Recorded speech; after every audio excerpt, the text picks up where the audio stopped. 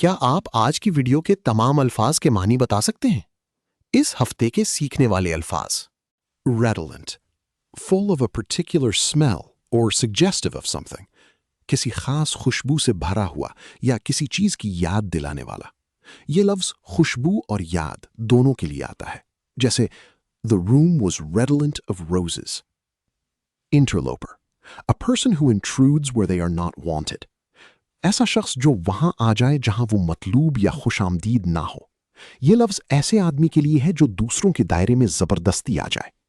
जैसे He felt like an interloper at the meeting.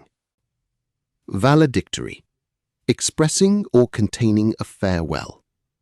ऐसी चीज जो अलविदा या रुखसती का इजहार करे। ये ज्यादातर तकरीर, पैगाम या लम्हे के लिए आता है। जैसे She gave a valedictory speech. MacGyver, to make or repair something using whatever is available. जो चीजें हाथ में हों उन्हीं से कुछ बना लेना या ठीक कर लेना। ये लफ्ज होशियार और फौरी हल निकालने के लिए बोला जाता है। जैसे He MacGyvered a lamp from old parts.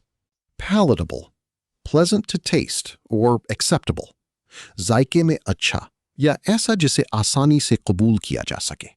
ये खाने के लिए भी आता है और किसी ख्याल के लिए भी। जैसे The soup was surprisingly palatable.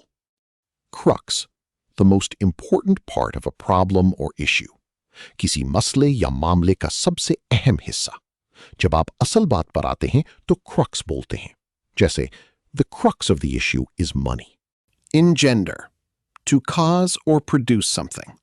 किसी चीज को पैदा करना, सबब बनना या जन्म देना।